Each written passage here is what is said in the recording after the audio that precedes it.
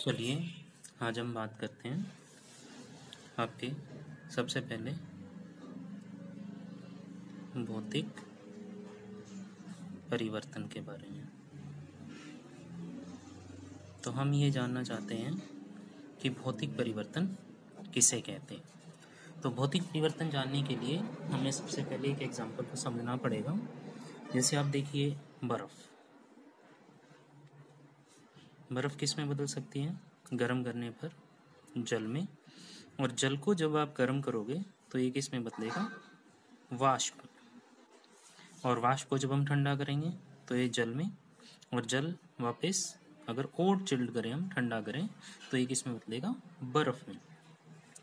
और देखिए ये कौन सी अवस्था है पदार्थ की? ठोस अवस्था है। जल कौन सी अवस्था है? द्रव अवस्था है। और जो वाष्प है ये कौन सी अवस्था है? गैस अवस्था है।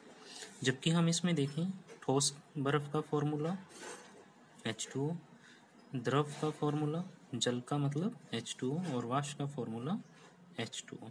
तो इसमें सिर्फ किस में परिवर्तन हो रहा है? पदार्थ की सिर्फ भौतिक अवस्था में। किस में परिवर्तन हो रहा है? पदार्थ की भौतिक अवस्था में। तो भौतिक परिवर्तन किसे कहेंगे? वह परिवर्तन जिसमें पदार्थ की भौतिक अवस्था व गुण में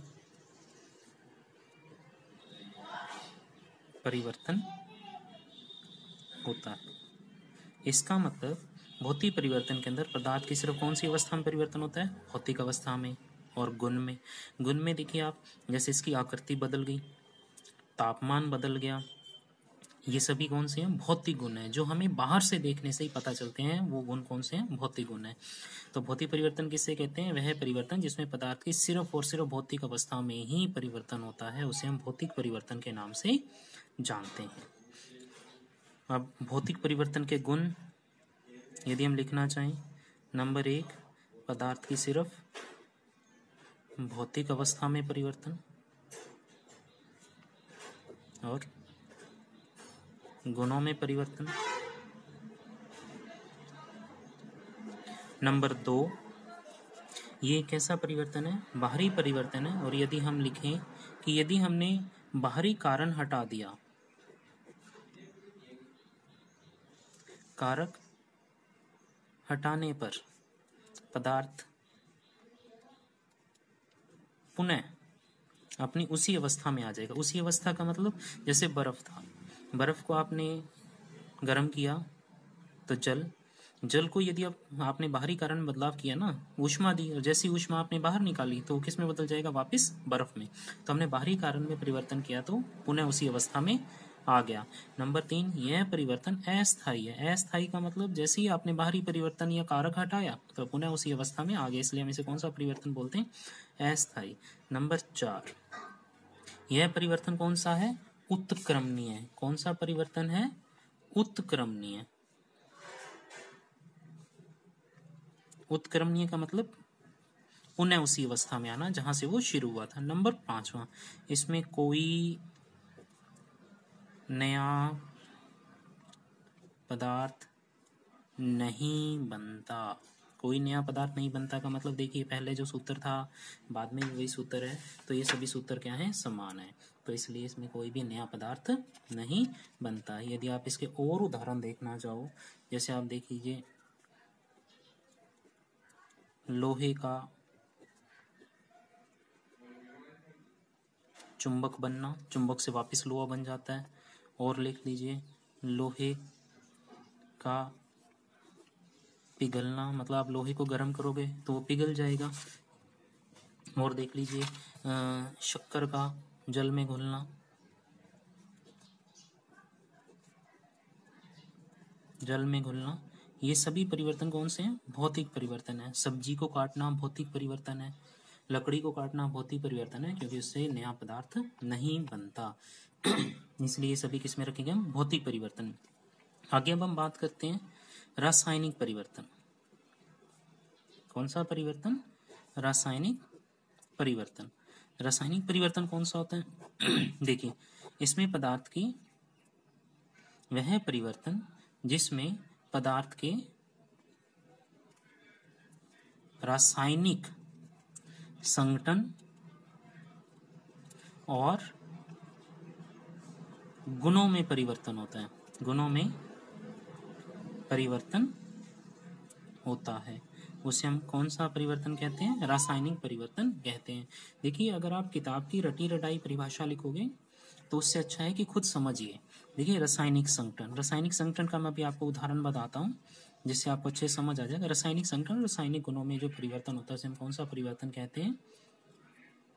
रासायनिक परिवर्तन कहते हैं। जब देखिए, रासायनिक गुण कैसे? जैसे आपने लकड़ी ली या कार्बन लिया, कार्बन को आपने गर्म किया, ऑक्सीजन के साथ अभिक्रिया करवाई तो क्या बनेगा? Carbon dioxide. यहाँ पे इसका गुण अलग था, ऑक्सीजन का गुण अलग था, लेकिन कार्बन डाइऑक्साइड का गुण अलग है। ये तो आपको पता ही है, हम जब श्वसन क्रिया करते हैं तो कार्बन डाइऑक्साइड गैस का उत्सर्जन करते हैं। तो गुणों में परिवर्तन हो गया। संगठन देख लीजिए, कार्बन अकेला था लेकिन यहाँ पे एक कार्बन और दो ऑक्सीजन आपस में जुड़े हैं।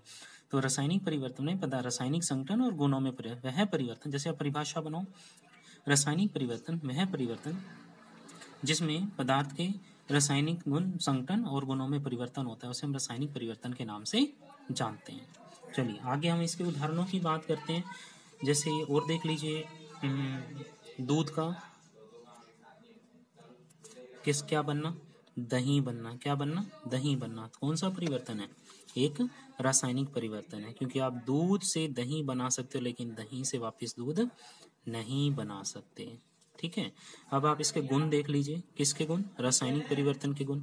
नंबर 1, रासायनिक संघटन और गुणों में परिवर्तन। ठीक है, दूसरा इसमें क्या होता है? पुनः प्रारंभिक पदार्थ नहीं बनता। क्या नहीं बनता? पुनः प्रारंभिक पदार्थ नहीं बनता। दूध से आप दही बना सकते हो तो प्रारंभिक पदार्थ हमारा दूध हो गया, लेकिन इससे वापस दही से वापस दूध नहीं बनेगा। नेक्स्ट, ये कौन सा परिवर्तन है? एक प्रकार का स्थायी परिवर्तन है। कौन सा परिवर्तन है? स्थायी परिवर्तन है। नंबर 4, इसमें नया पदार्थ बनता है। क्या होता है? नया पदार्थ बनता है। और नंबर 5 की बात करें, यह अनुत्क्रमणीय है। अनुत्क्रमणीय का वही मतलब, आप ए से बी में बदल सकते हो लेकिन बी को पुनः वापस ए में नहीं बदल सकते। तो ये परिवर्तन कौन सा हो गया? अनुत्क्रमणीय परिवर्तन हो गया। उसके बाद बात करते हैं, अगला टॉपिक है। देखिए, मैंने आपकी कक्षा 10 का पार्ट 6 है रासायनिक अभिक्रियाएं उत्प्रेरक। मैं आपको इसी प्रकार सीरियल वाइज अपने लगातार हर टॉपिक को समझते चलेंगे। आगे बात करते हैं रासायनिक समीकरण। रासायनिक समीकरण, तो रासायनिक समीकरण किसे कहते हैं? जैसे मान लीजिए कोई भी परिवर्तन, जैसे मैंने लिखा कि कार्बन ऑक्सीजन के साथ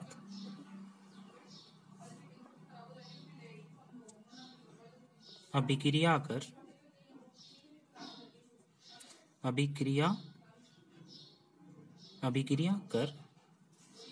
कार्बन डाई ऑक्साइड बनाता है। और जब भी मैं इसी बात को अपनी, जब उसके चिन्ह है, जो इसके चिन्ह दिए गए हैं, जैसे कार्बन इसका चिन्ह है, ऑक्सीजन इसका चिन्ह है, लेकिन यहाँ पे उसका अनुसूत्र आएगा तो उसके द्वारा लिखूंगा तो उसे हम क्या बोलते हैं? रासायनिक समीकरण बोलते हैं। मतलब कोई भी रासायनिक परिवर्तन हुआ जब उसको उसके चिन्हों और मौलिक अणुओं के बाहर अनुसूत्रों द्वारा, मतलब उसके चिन्ह और अनुसूत्रों द्वारा हम उसे लिखते हैं तो उसे हम कौन सा परिवर्तन कहते हैं और क्या कहते हैं? रासायनिक समीकरण के नाम से जानते हैं। ठीक है, अब रासायनिक समीकरण में कई बातें हैं, इसकी क्या क्या विशेषताएं होती हैं। सबसे पहले, जिसमें रासायनिक परिवर्तन होता है उसे हम बोलते हैं अभिकारक। क्या बोलते हैं? अभिकारक या क्रियाकारक। और रासायनिक समीकरण पूरी होने के बाद जो पदार्थ बनता है उसे बोलते हैं उत्पाद। क्या बोलते हैं? उत्पाद या क्रियाफल। समझ आ गया आपको? रासायनिक समीकरण के अंदर जब अपने किसी भी रासायनिक परिवर्तन को उसके चिन्हों द्वारा, अणुसूत्रों द्वारा व्यक्त करते हैं, उसे हम रासायनिक परिवर्तन के नाम से जानते हैं। जैसे अब मैंने एक समीकरण लिखी, तो इसमें जो ये पहले दो पदार्थ लिखे गए जिनमें रासायनिक परिवर्तन होना है, उसे हम क्या बोलते हैं? अभिकारक बोलते हैं। और रासायनिक परिवर्तन होने के बाद जो पदार्थ बनता है उसे हम किस नाम से जानते हैं? उत्पाद के नाम से जानते हैं। पहली बात, जब भी आप रासायनिक समीकरण लिखोगे तो उसकी क्या क्या खास बातें, देखो इसको देख के ही समझ आ जाएगा, हमें ज्यादा रटना नहीं है। नंबर 1, हमेशा अभिकारक किस तरफ लिखे जाएंगे? लेफ्ट हैंड साइड, बाएं भाग में, और उत्पाद दाएं भाग में। नंबर 2, अगर अभिकारक 2 या 2 से ज्यादा हो, 2 या 2 से ज्यादा हो, तो उनके बीच में किसका निशान आएगा? प्लस का निशान आएगा। और यदि उत्पाद भी और बनते तो मैं यहाँ प्लस लगा के कुछ लिख सकता था। मतलब 2 या 2 से अधिक अभिकारक हो या 2 या 2 से अधिक उत्पाद बने तो उनके बीच में किसका निशान आएगा? प्लस का निशान आएगा। ये सबसे बड़ी बात। अच्छा, आगे जब भी उत्पाद लिखा जाएगा तो तीर के निशान से दर्शाया जाएगा। तीर का निशान कई बातें दर्शाता है कि समीकरण उत्क्रमणीय है या अनुत्क्रमणीय है। यदि तीर का निशान ऐसे लगा हो जैसे हमने लगाया तो ये समीकरण कैसी है? अनुत्क्रमणीय। और यदि तीर का निशान इस प्रकार लगा हो, देखिए आप इस प्रकार ऐसे, तो इसका मतलब समीकरण उत्क्रमणीय है। मतलब ए बी में बदल जाता है और बी वापस ए में बदल जाता है। समझ आ गया आपको? आगे बात करें।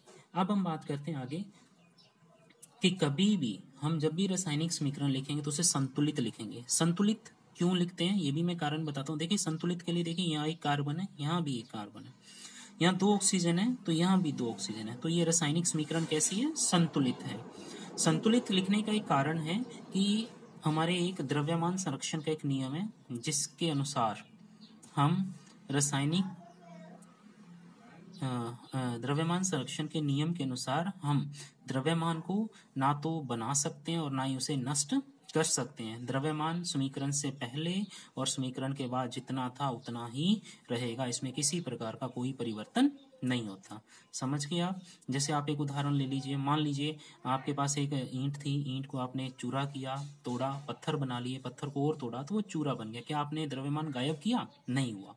और यदि आप बिना किसी द्रव्यमान के अगर कोई कुछ बनाना चाहो तो आप बना सकते हो? नहीं। तो द्रव्यमान संरक्षण के अनुसार, नियम के अनुसार हम ना तो द्रव्यमान का सृजन कर सकते हैं और ना ही उसे क्या कर सकते हैं? नष्ट कर सकते हैं। रासायनिक समीकरण लिखते समय अब कुछ बातें हो रही हैं। जैसे यहाँ पे कार्बन मैंने ठोस लिया तो यहाँ पे मैं S लगाऊंगा, ऑक्सीजन गैस ली तो ये G लगाऊंगा। यहाँ पे क्या बनेगा? जो उत्पाद बनेगा वो गैस लिखा जाएगा। समझ आ गया आपको?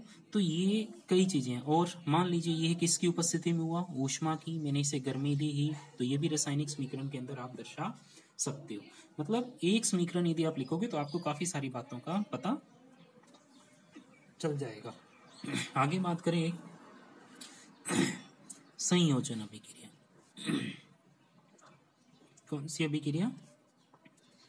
संयोजन अभिक्रिया। संयोजन अभिक्रिया किसे कहते हैं? आखिरी टॉपिक है आज का। संयोजन अभिक्रिया किसे कहते हैं? देखिए समीकरण बना, उदाहरण परिभाषा बनाइए आप। 2 या 2 से अधिक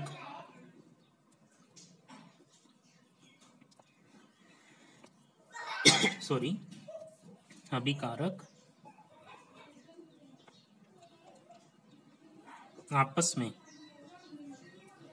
जुड़कर या हम कहीं अभिक्रिया कर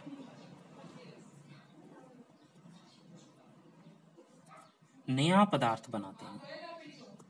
नया पदार्थ या उत्पाद लिख दीजिए आप, उत्पाद बनाते हैं तो उसे हम कौन सी अभिक्रिया कहते हैं? संयोजन अभिक्रिया। संयोजन अभिक्रिया किसे कहेंगे? जब 2 या 2 से अधिक अभिकारक आपस में जुड़कर नया एकल उत्पाद बनाते हैं। कैसा उत्पाद बनाते हैं? एकल। मतलब पहले कितने थे? 2 थे, लेकिन अब कितने हो गए? 1 हो गए। तो इसे हम क्या कहते हैं? संयोजन अभिक्रिया कहते हैं। उदाहरण देखिए, C+O2 CO2, 2 थे 1 बन गए तो संयोग हो गया ना। संयोजन अभिक्रिया, वैसे आप इसे योगात्मक अभिक्रिया भी लिख सकते हो। योगात्मक। समझ आ गया आपको? और देखिए H2 प्लस O2, तो ये क्या बन गया 2H2O, दो थे मिलके आपस में एक हो गए। और देख लीजिए कैल्शियम ऑक्साइड प्लस वाटर, तो आपस में मिलके क्या होंगे कैल्शियम हाइड्रोक्साइड। तो ये सभी किस चीज़ के उदाहरण है, संयोजन अभिक्रिया। आपको समझ आ गया होगा। संयोजन अभिक्रिया दो या दो से अधिक अभिकारक आपस में जुड़कर एकल उत्पाद बनाते हैं, तो उसे हम संयोजन अभिक्रिया के नाम से जानते हैं। चलिए धन्यवाद। अब अगला टॉपिक जो हमारा रहेगा वो है आपकी वियोजन अभिक्रिया या अपघटन अभिक्रिया। और इसमें बाद मैं अगले टॉपिक में आपको बताऊंगा रासायनिक समीकरण की विशेषताएं, फिर हम आगे चर्चा करेंगे। धन्यवाद।